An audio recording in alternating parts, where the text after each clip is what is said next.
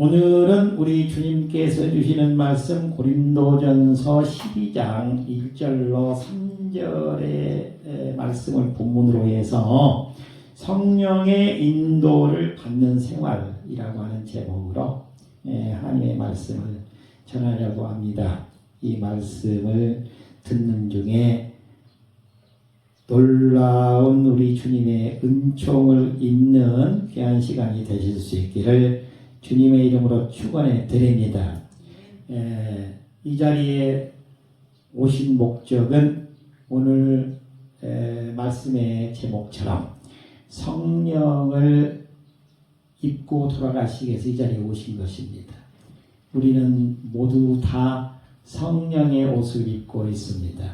우리 성령 하나님께서 입혀주신 옷을 입고 살아가고 있는 것입니다. 내 안에 우리 주님께서 우리에게 보내주신 분이 성령님이십니다. 성령님의 인도를 받게 되면 우리의 삶이 아름다운 삶이 됩니다. 따뜻한 삶이 됩니다. 인정 있는 삶이 됩니다. 사랑의 삶이 됩니다. 바로 우리 주님이 주시는 그 놀라운 은총을 입으시는 시간이 되실 수 있기를 다시 한번 주님의 이름으로 축복해 드립니다. 성령님은 어떤 분이신지, 또 성령님의 인도를 받게 되는 삶이 어떤 삶인지를 오늘 말씀을 통해서 우리가 이해할 수 있도록 해주실 줄 믿습니다. 그리고 이 고린도전서 12장은 오늘 1, 2, 3절을 보시겠는데 그 이후에 4절부터 31절까지가 쭉 계속되고 있는데 바로 이 성령님이 우리의 삶 속에서 우리를 어떻게 아름다운 인생으로 이끄는가에 대해서 구체적으로 말씀을 해주고 있습니다. 바로 4절부터는 은사에 대한 얘기가 나오는데 이 은사라고 하는 것은 성령님께서 우리에게 주시는 구체적인 선물인 것입니다.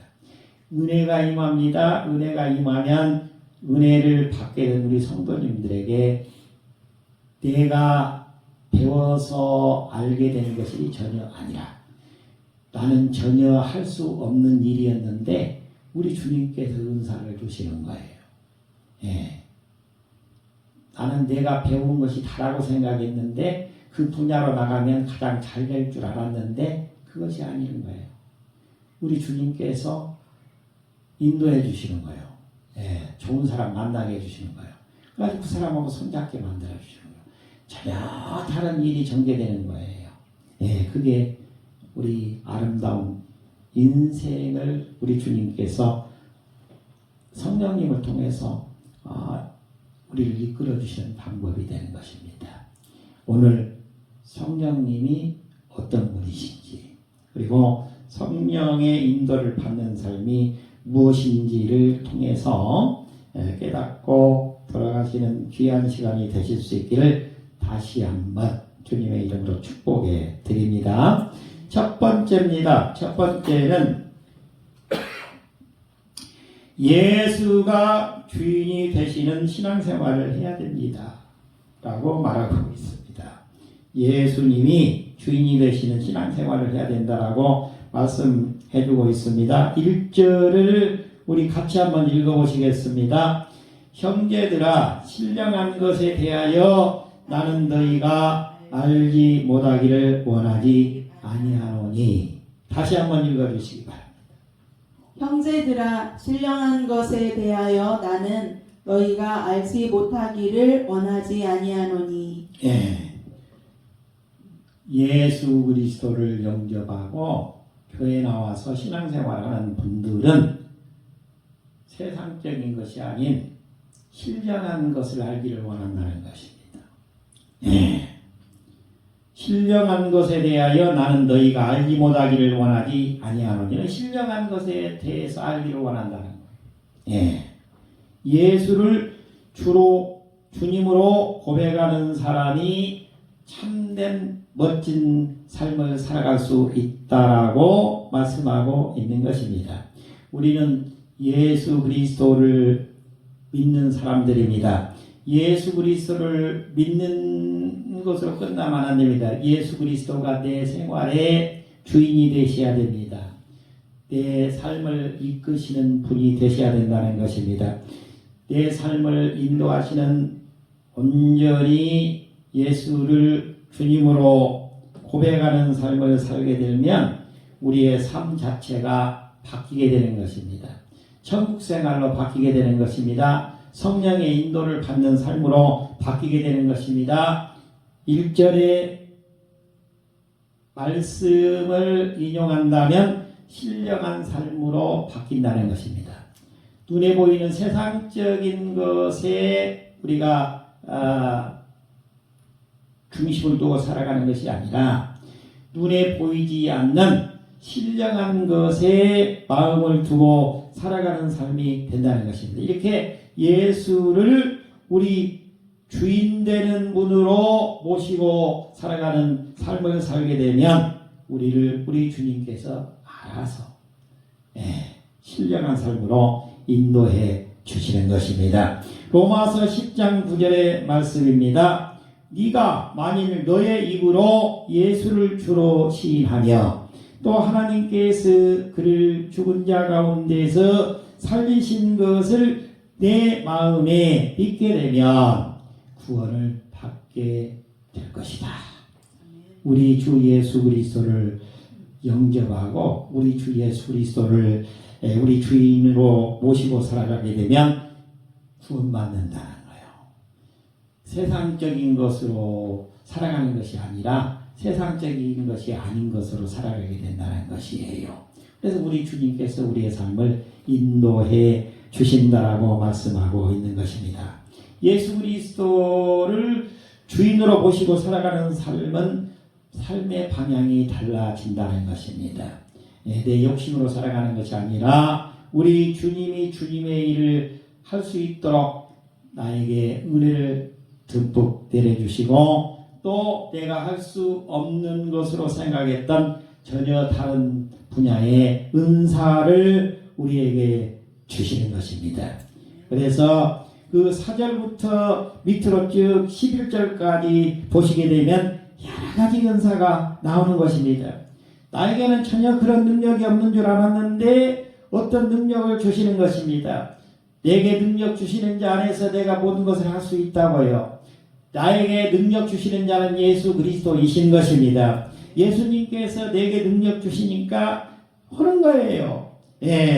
예언도 하게 되는 것입니다. 영혼을 분별하게 만들어 주시는 것입니다. 방언 말하게 만들어 주십니다. 통역함을 할 수 있도록 만들어 주십니다. 그리고 어떤 사람은 가르치는 은사가 없는 줄 알았는데 남의 앞에 가면 당당하게 서서 가르칠 수 있게 만들어 주십니다. 기도를 하면은 낫게 만들어 주십니다.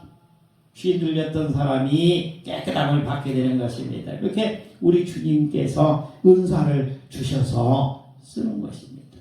이거는 하늘의 은사를 받은 자만이, 다시 말하면 신령한 것을 받은 분만이 할 수 있는 일이라고 말하고 있습니다. 그런데 신령한 것을 받으려면 예수를 주인으로 모셔야 된다는 말이에요.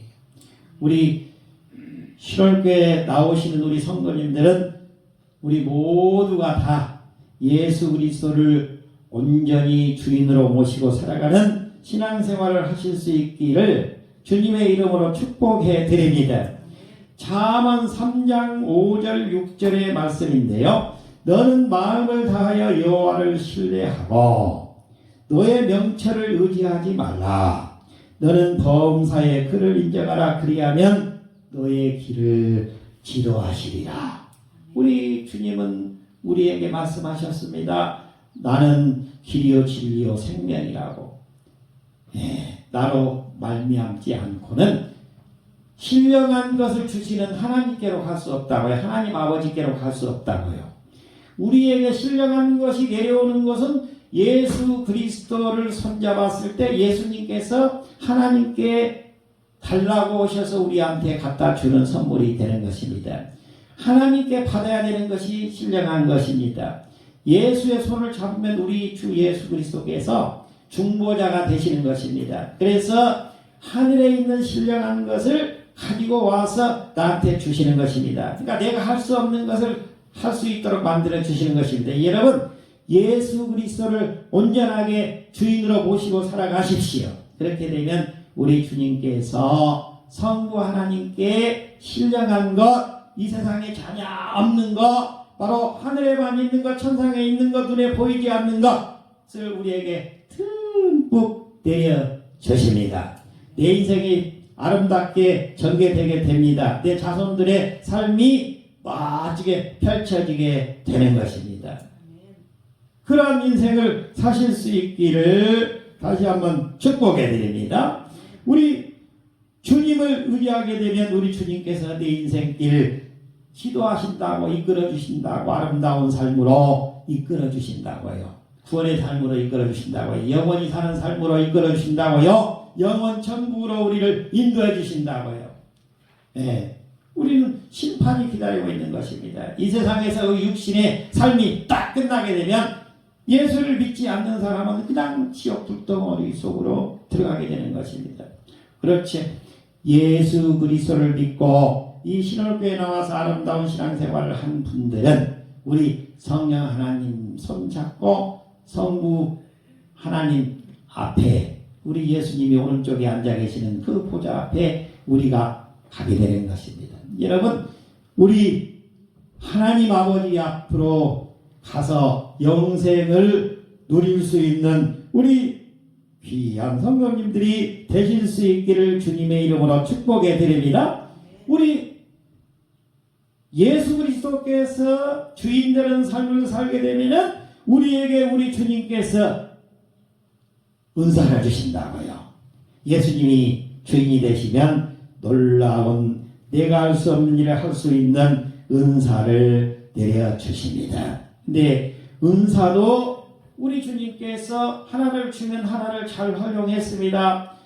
그러면 또 2개 주고 3개 주고 다 하게 만들어 주시는 것입니다. 손만 대면 다 잘 되는 축복이 이루어지게 되는 것입니다. 예, 놀랍습니다. 우리 예수 그리스도가 주인 되시는 삶을 사실 수 있기를 주님의 이름으로 축복해 드립니다. 2번째입니다. 2번째는 우상에 이끌리는 생활을 멀리해야 된다라고 말하고 있습니다. 2절을 읽어주시기 바랍니다. 너희도 알거니와 너희가 이방인으로 있을 때에 말 못하는 우상에게로 끄는 그대로 끌려갔느니라. 아멘. 너희도 알거니와 너희가 이방인으로 있을 때에는 말 못하는 우상에게로 끄는 그대로 끌려갔느니라. 예수 그리스도를 믿지 않는 사람으로 있을 때, 이방인으로 있을 때, 신월교에 나오지 않고 그냥 밖에서 살 때는 예수님하고 하나님하고 아무런 관계가 없습니다. 성령 하나님하고 아무런 관계가 없습니다. 예수를 믿지 않으면 하나님도 관계가 없습니다. 성령 하나님도 우리하고 아무런 관계가 없는 것입니다. 믿지 않는 사람하고는. 예수 그리스도를 믿는 사람은 교회에 나오게 만들어주시고 하나님의 말씀을 듣게 만들어주시고 예수 그리스도로 손잡아서 예수 그리스도께서 성부 하나님의 허락을 받아서 우리한테 예수 그리스도의 영을 보내주시는 것입니다. 그분이 참으로 좋으신 성령 하나님이신 것입니다. 성령 하나님께서 바쁘게 일하십니다. 성령 하나님은 눈도 깜빡하지 않습니다. 24시간 나를 지켜보아 주십니다. 우리 가정을 지켜보아 주십니다. 이 신월교회를 지켜보아 주십니다. 우리를 온전하게 지켜보아 주시는 분이 예수 그리스도의 영, 성령 하나님이신 것입니다. 우리 예수를 믿지 않았을 때는 하나님하고 관계가 전혀 없습니다. 우상에 이끌리는 삶을 살아가고 있다는 것입니다. 우상은 아무것도 아니라고 말하고 있습니다. 시편 115편 4절에서 8절을 보면 우상들은 음이나 금이요 사람의 손으로 만든 것이라고 말하고 있습니다. 사람은 참으로 어리석습니다. 자기가 나무를 갖다가 깎아놓고 그 앞에다 절하고 있습니다. 자기가 돌을 깎아놓고 그 돌에다가 절을 하고 있습니다. 무슨 소용이 있습니까? 아무런 의미가 없다는 것입니다. 돌이 나를 위해서 무엇을 해줄 것입니까? 나무가 무엇을 저를 위해서 해줄 수 있습니까? 아무것도 해줄 수 없는 것입니다. 예. 눈에 보이는 것은 우상인 것입니다. 또 눈에 보이지 않는 우리가 추구하는 것들이 많이 있습니다. 예, 돈이라든가 세상 권력이라든가 지식이라든가 다 이런 것들이 예수를 주인으로 모시지 않으면, 예수를 영접하지 않고 살아가는 삶이 되면은 그런 것이 다 우상이 되는 것입니다. 고린도 교회의 사람들은 우상을 섬기는 사람들이었다는 것입니다.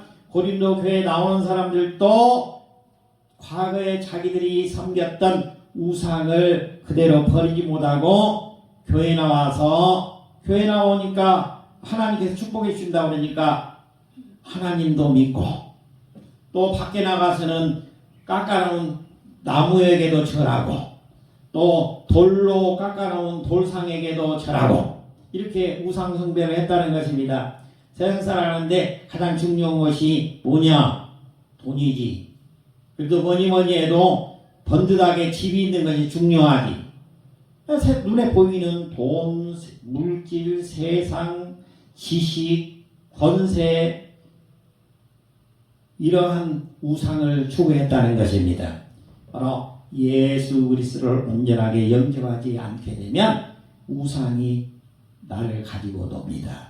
그리고 나를 가지고 놀다가 때중에 나를 지옥으로 내려가도록 그냥 합니다. 책임 못 집니다. 우상은 나를 책임지는 존재가 아닌 것입니다. 예수 그리스도의 손을 꼭 붙잡고 승리하시는 우리 성도님들이 되실 수 있기를 주님의 이름으로 축복해 드립니다. 한 사람이 자동차를 타고 험한 산길을 가고 있었습니다. 길은 어둡고 낭떠러지도 많았습니다. 그는 자신이 직접 운전하려고 했지만 자꾸 길을 잘못 들고 위험에 빠졌습니다. 그때 옆에 있던 숙련된 운전사가 말했습니다.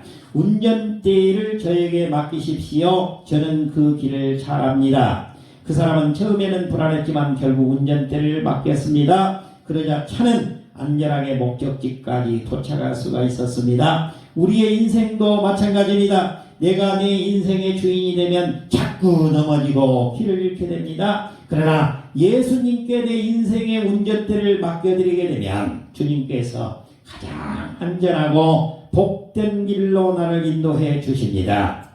우리 주님이 인도하시는 그 길을 따라 가십시오. 멋쟁이 우리 성도님들이 되실 수 있기를 주님의 이름으로 축복해 드립니다. 우리 하나님만 온전하게 섬기게 되면 참된 평안이 찾아옵니다. 참된 평안. 가정이 평안하다는 거예요. 내 인생이 평안하다는 거예요. 사람 관계가 평안하다는 것입니다. 사도 바울 선생님께서는 늘 말합니다. 자기가 쓴 편지마다 항상 인사할 때 이 평안을 강조하고 있습니다. 은혜와 예수 그리스도의 은혜와 긍휼과 평안이 넘치시기를 바랍니다. 라고 말하고 있습니다. 우리 기독교인들은 샬롬이라는 말을 많이 씁니다. 샬롬이라는 말이 평안이라는 말입니다. 평화라는 말입니다. 가장 좋은 말입니다. 평안하십시오. 평안하시기를 바랍니다. 이게 샬롬이에요. 이보다 더 좋은 인사말이 없다고 봅니다. 샬롬. 예수 그리스도의 그 은혜와 긍휼과 평강이 넘치시기를 바랍니다. 평안이 넘치시기를 바랍니다. 우리 주 예수 그리스도를 영접하고 하나님을 섬길 때 참된 평안이 찾아온다라고 말하고 있습니다. 신명기 6장 5절의 말씀입니다. 너는 마음을 다하고 뜻을 다하고 힘을 다하여 내 하나님 여호와를 사랑하라. 그러면 참된 평안이 찾아온다는 거예요. 우리 가정도 평안하고 나도 평안하고 이 동네도 평안하고 모두가 평안한 삶을 살려면 예수 그리스도를 주인으로 모셔서 하나님만 섬기고 나가는 삶을 살게 되면 참된 평화가 이루어질 줄 믿습니다. 성도는 세상 유혹을 분별하면서 살아야 된다는 것입니다. 세상에 유혹이 많습니다. 그래서 세상을 어떻게 살아야 되느냐. 세상을 착하게 살면 사기꾼의 발이 되는 거예요. 그러면 계속 속기만 하는 거예요.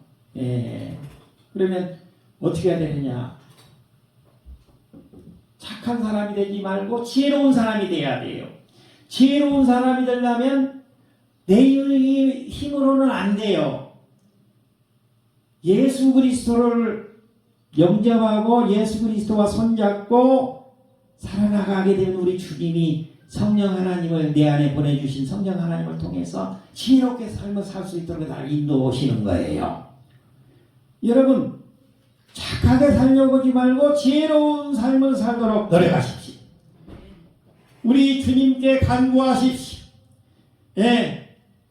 나에게 착함을 주십시오. 선함을 주십시오. 바르게 살게 해주십시오가 아니라 주님 저에게 필요한 지혜를 주시옵소서. 그러면 그 지혜로 살게 저를 만들어 주시옵소서. 그러면 좋으신 우리 주님께서 지혜를 주셔서 지혜로운 멋진 삶을 살 수 있도록 우리를 인도해 주시는 것입니다. 로마서 12장 2절의 말씀입니다. 이 세대를 본받지 말고 오직 마음을 새롭게 함으로 변화를 받으라고 말하고 있습니다. 세상이 추구하는 것 따라가지 말라는 거예요. 세상 사람들이 지금 추구하는 것을 따라가지 말라는 거예요. 우리 주님의 말씀을 쫓아가라는 것입니다. 그러면 반드시 축복이 임한다는 것입니다. 내 힘으로 안 되는 것입니다. 우리 주님께서 우리 주님과 손잡았더니 나에게 은혜를 내려주십니다. 은혜를 내려주시고 나서 우리 주님께서는 우리 주님의 일을 할 수 있도록 나에게 은사를 주십니다. 너 집에만 그렇게 있지 마라. 네가 그렇게 하는 거 별로 안 좋은 것이다. 이 일로 가라. 우리 주님께서도 우리 주님과 손잡고 주님께 간구하고 기도하면 너 며칠 몇 시에 가서 누구를 만나라. 우리 주님께서 다 만들어 놓는 것입니다. 그럼 그 사람 가서 만나면 그 사람이 나하고 우리 주님께서 연결시켜 놓은 그 연결을 통해서 하나님이 주시는 은사를 가지고 일을 할 수 있도록 만들어 주시는 것입니다. 하나님께 영광을 돌려드릴 수 있도록 우리 주님께서 나를 쓰시기 시작하시는 것입니다.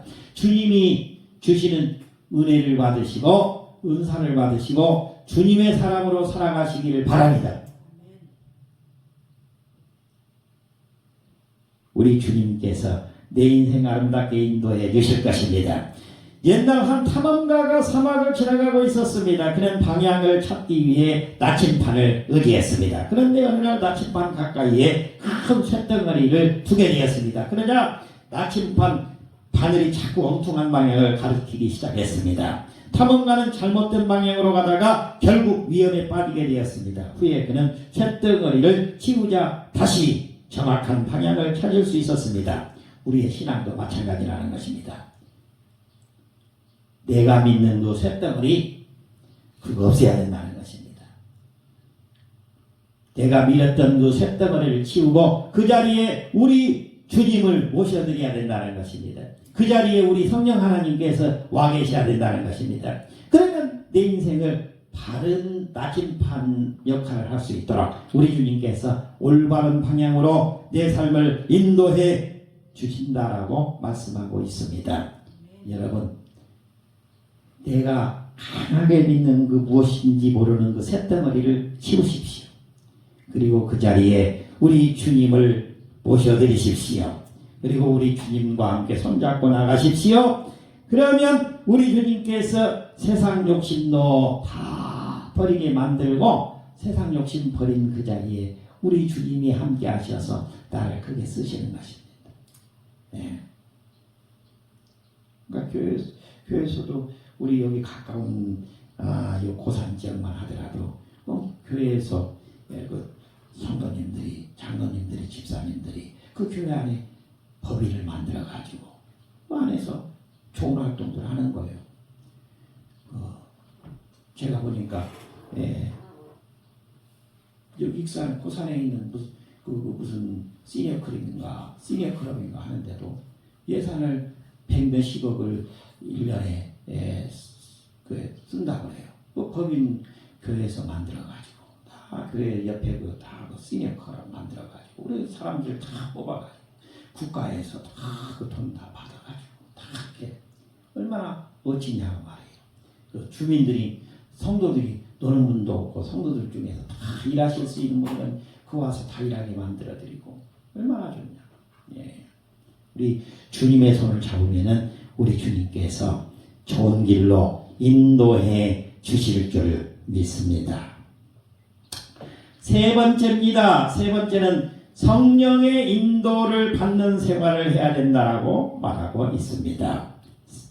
성령의 인도를 받는 생활을 해야 된다라고 말하고 있습니다. 3절을 읽어주시기 바랍니다.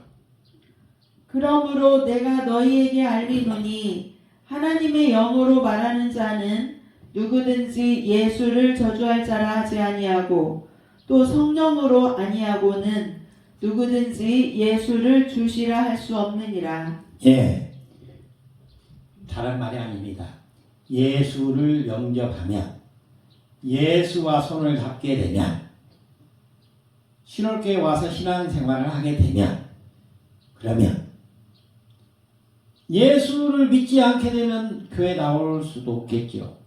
그러니까 예수와 손을 잡으려면은 당연히 교회를 나오게 되는 것입니다. 교회에 나와서 신앙생활을 하게 되면 우리 주 예수 그리스도께서 그 성도 한 사람 한 사람에게 성부 하나님의 허락을 받아서 예수 그리스도의 영, 성령 하나님을 우리 각 성도님들에게로 다 넣어주십니다. 우리 성도님들 각자에게 지금 성령 하나님이 들어가 계십니다. 그래서 같이 손잡고 일하십니다. 우리 성령님을 기분 좋게 해드려야 돼요. 내가